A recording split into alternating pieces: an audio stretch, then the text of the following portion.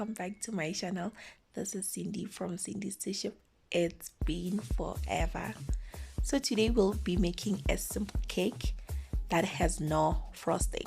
Very simple. I'm sure you have all these ingredients in your kitchen. So guys, I'm gonna write the exact measurements and ingredients on a description box. So we'll start by mixing our dry ingredients, which we have our 3 cups of flour, 3 teaspoons of baking powder, and 1.5 cup of sugar. It actually depends on your taste buds, whether you love something sweet or just little sweet. So yes, then after, when you've mixed all your dry ingredients, you're gonna put them aside, and this is when we're gonna start with our liquids. And then that is the butter. As I've said, I'll write the exact measurements on the description box.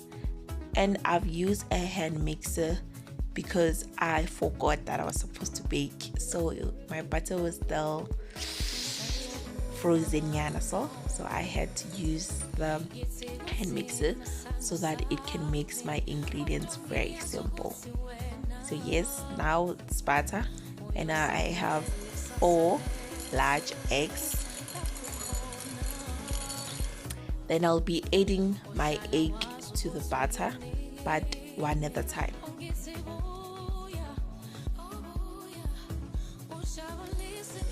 There goes my first egg combo. Then I mix it together with the butter using a hand mixer.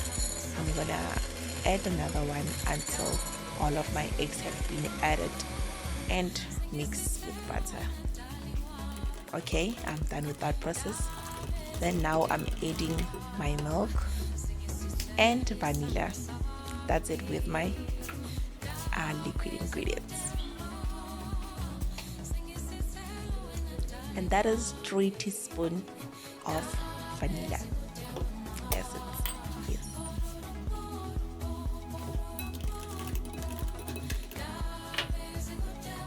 And I went back on using my hand mixer because, as I've said, my butter was still solid and it wasn't like mixed that well. That is why I had to use a hand mixer. But really guys, it's not necessary.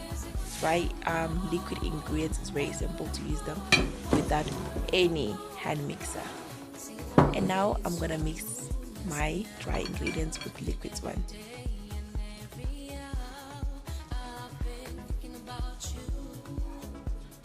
Because I am sure that my measurements are correct, I'm just gonna pour all of them into those dry ingredients and mix it together. This is where most people actually use a hand mixer instead of a spatula, but I prefer it.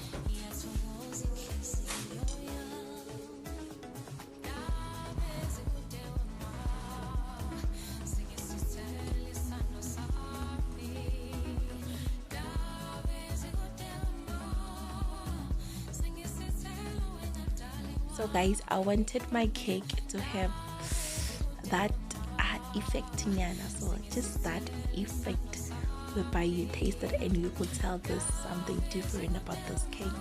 And that's when I decided just to have some orange zest into my cake. And I also did have lemon zest, but then it's like 2 tablespoons of orange zest and half tablespoon of lemon zest.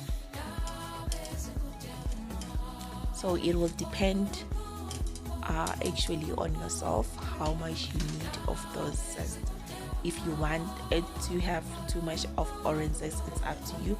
If you want to have little, it's up to you.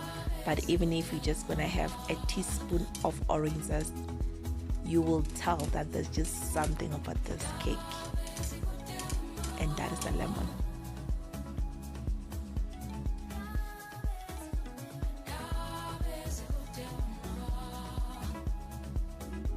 I went back again with my orange zest.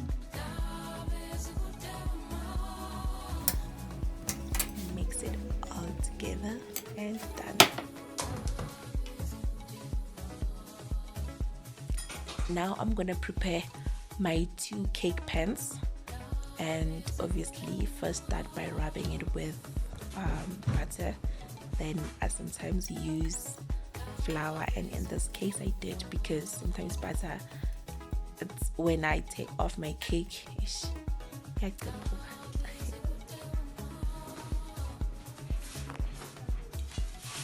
have just a small amount of flour to dust it off your pans, and yes.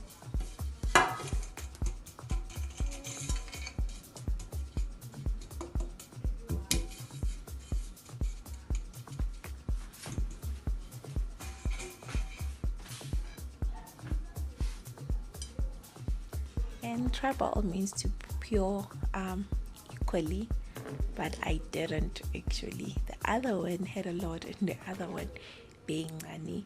But some people do have a kitchen scale, and it works sometimes in times like this. But I didn't really have a problem because I just baked it so that we may eat it, and it was no special occasion.